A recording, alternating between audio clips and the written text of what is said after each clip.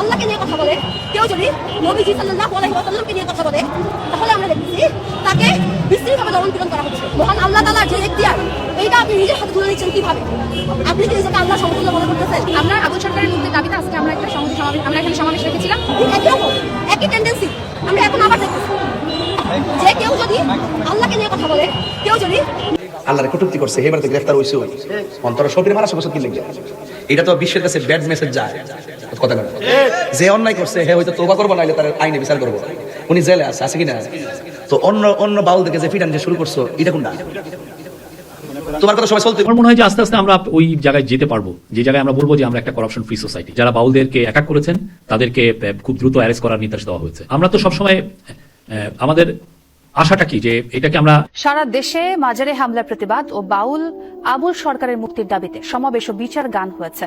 বিকেলে কেন্দ্রীয় শহীদ মিনারে এর আয়োজন করা হয়, যেখানে পালাগানের মাধ্যমে হামলার প্রতিবাদ জানান শিল্পীরা।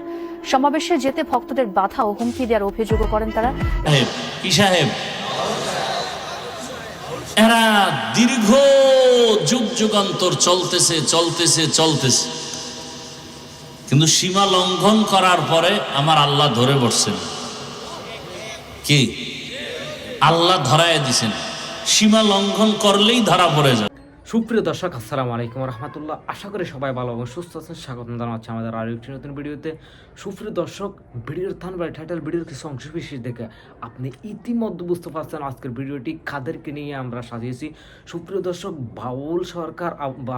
আবুল সরকারকে গ্রেপ্তার করায় পুরা দেশে উত্তাল। সুপ্রিয় দর্শক, তাকে গ্রেপ্তার করা, বাউলদের উপর হামলা করায় বাহির রাষ্ট্র থেকে চাপ আসবে বলে মনে করতেছে জনপ্রিয় ইউটিউবাররা এবং বড় বড় ইউটিউবাররা। সুপ্রিয় দর্শক, তাহলে চলুন আমরা কথা না বাড়িয়ে সেই বিস্তারিত আলোচনা ও তাদের বক্তব্যগুলো শুনে আসি। তার আগে আপনাদের প্রতি আমাদের একটা ছোট্ট রিকোয়েস্ট, যারা আমাদের চ্যানেলে এখনো নতুন, চ্যানেলটি সাবস্ক্রাইব করে লাইক কমেন্ট শেয়ার করে আমাদের সাথে থাকুন এবং সম্পূর্ণ ভিডিওটি দেখতে আপনাকে অবশ্যই অনুরোধ জানাচ্ছি। সুপ্রিয় দর্শক, তাহলে চলুন কথা না বাড়িয়ে সেই সম্পূর্ণ ভিডিওটি দেখে আসি। যে কেউ যদি আল্লাহকে নিয়ে কথা বলে, কেউ যদি নবীজি সাল্লাল্লাহু আলাইহি ওয়াসাল্লামকে নিয়ে কথা বলে, তাহলে আমরা দেখতেছি তাকে বিস্তৃতভাবে দমন পীড়ন করা হচ্ছে। মহান আল্লাহ তাআলার যে এখতিয়ার, এইটা আপনি নিজের হাতে তুলে নিচ্ছেন কিভাবে? আপনি কি নিজেকে আল্লাহর সমতুল্য মনে করতেছেন? আমরা আবুল সরকারের মুক্তির দাবিতে আজকে আমরা একটা সংহতি সমাবেশ, আমরা এখানে সমাবেশ রেখেছিলাম।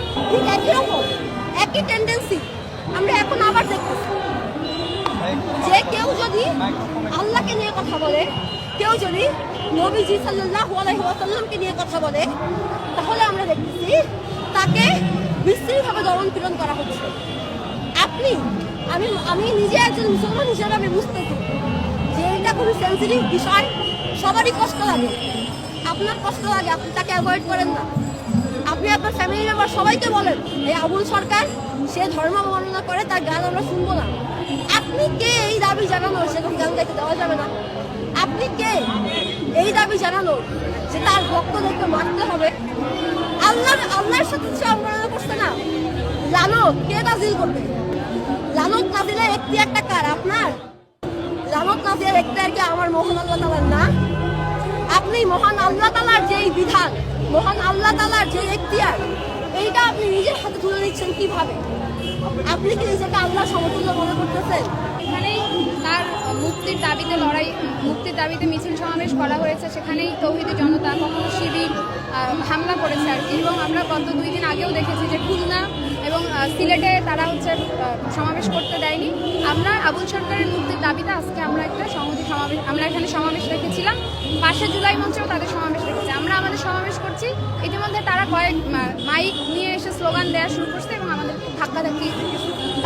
তাদের এখানে তারা সমাবেশ করতে দিবে না, আবুল সরকারের মুক্তির দাবিতে যে সমাবেশ করা হচ্ছে সেটা করতে দিবে না। সাধারণত এখানে আমরা চেয়েছি তারা এখান থেকে চলে যাক, আমরা আমাদের সমাবেশটা করি। কারণ যে কোনো রাষ্ট্রে সে যদি তার সমাবেশে তো আমরা গিয়ে বাধা দেইনি, যে কোনো রাষ্ট্রের মানুষ তার সমাবেশ করতে পারে। একইভাবে আমরা আমাদের সমাবেশ তাদেরকে সরিয়ে দিয়ে সমাবেশ করা শুরু করেছে। তারা এসে আমাদের যে বড় যে ব্যানার ছিল সেটা ভেঙে ফেলেছে। তারপরে তারা আসলে ওই দিক থেকে বোতল ছুড়োছুড়ি করেছে এবং হাতাহাতি করেছে। এরকম একটা জায়গায় আমরা বলতে চাই যে এখানে বহু ধর্ম, বহু বর্ণের, বহু মতের মানুষ আছে, ফলে এখানে শুধুমাত্র যে একজনেরই সবকিছু চলবে আর একজনের কিছু চলবে না, ব্যাপারটা এভাবে মোটেও না। ফলে আমরা বলতে চাই যে বাংলাদেশ তো বহু ধর্ম, বহু জাতের, বহু মানুষের দেশ, ফলে এখানে বাউল আউল এখানে সবাই থাকবে। এইভাবে যে মানে বিরোধী মতের উপরে আক্রমণ চালাতে চালাতে তাদের আস্পর্ধা এত বেশি বেড়ে গিয়েছে, মানে একটা মানুষ কি বলছে না বলছে, লড়াই তো ভাই যুক্তি বুদ্ধিতে হয়, যুক্তির লড়াই যুক্তিতে হবে, তর্কের লড়াই তর্কে হবে, মানুষের উপর আঘাত এনে কখনো লড়াই হয় না। ধর্মও আমাদেরকে শেখায় না যে মানুষকে মেরে ফেলে তার কায়েম করতে হবে। ফলে যারা এই আমাদের ইসলাম ধর্মের কথা বলে এভাবে মানুষের উপর আক্রমণ করছে, খুনাখুনি করছে, তারাই বরং জিহাদ করছে আর কি। আমরা বলতে চাই যে যে কোনো দেশে মানুষ তার কথা বলতে পারে। ফলে আমরা দেখেছি হাসিনা আমলেও যেভাবে একের পর এক দমন পীড়ন চলেছে, একদম ঠিক একই কায়দায় ইউনূসও হাসিনাকে কতভাবে ছড়িয়ে যাওয়া যায়, এখনকার এই যে মবের নামে তৌহিদি জনতা শিবির, তারা এই চেষ্টাটা আরো এখানে আপনি সিংহভাগ মানুষ, এখানে তো কি যেন বাউলদেরও একটা বড় অংশ আছে, আপনি তাদের সাথে কথা বলেছেন, তাহলে আপনি এখানে সিংহভাগ মানুষ আসলে কিভাবে আইডেন্টিফাই করছেন? আপনি সবার সাথে কথা বলেন, তারপরে না আপনি জানতে পারবেন আসলে কে মুক্তি চায় কে না চায়। আরেকটা কথা আমি বলছি, আমার যুক্তির লড়াই যুক্তিতে হবে, তর্কের লড়াই তর্কে হবে, লেখা দিয়ে লেখার লড়াই হবে, মারপিট করে আসলে লড়াই হয় না। আমি কাউকে দমন পীড়ন করে জেলে ভরে মামলা দিয়ে আসলে লড়াই হয় না। এই দেশে তো ভাই যে কোনো গণতান্ত্রিক আন্দোলন করলেই নিরাপত্তা নিয়ে ভাবতে হয়, ফলে একইভাবে তারা আবার হামলা করতে আসতে পারে, কিন্তু আমরা আমাদের এখান থেকে আমরা সর্বোচ্চ রেজিস্ট করার চেষ্টা। আমার মনে হয় যে আস্তে আস্তে আমরা ওই জায়গায় যেতে পারবো যে জায়গায় আমরা বলবো যে আমরা একটা করাপশন ফ্রি সোসাইটি। যারা বাউলদেরকে অ্যাটাক করেছেন তাদেরকে খুব দ্রুত অ্যারেস্ট করার নির্দেশ দেওয়া হয়েছে। আমরা তো সবসময় আমাদের আশাটা কি যে এটাকে আমরা এমনভাবে স্ট্রেংথেন করা হচ্ছে, যে লগুলো আনা হচ্ছে যাতে এটা ইন্ডিপেন্ডেন্টলি কাজ করতে পারে, ট্রুলি ইন্ডিপেন্ডেন্টলি যাতে কাজ করতে পারে, সে আলোকে করা হচ্ছে। এখন আমার মনে হয় যে আস্তে আস্তে আমরা ওই জায়গায় যেতে পারবো যে জায়গায় আমরা বলবো যে আমরা একটা করাপশন ফ্রি সোসাইটি।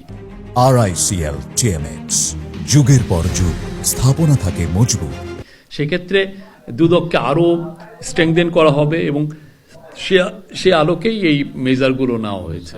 নির্বাচন বা বাউল নিয়ে কোনো আলাপ হয়নি, তবে আমি যেটা জানি আমাকে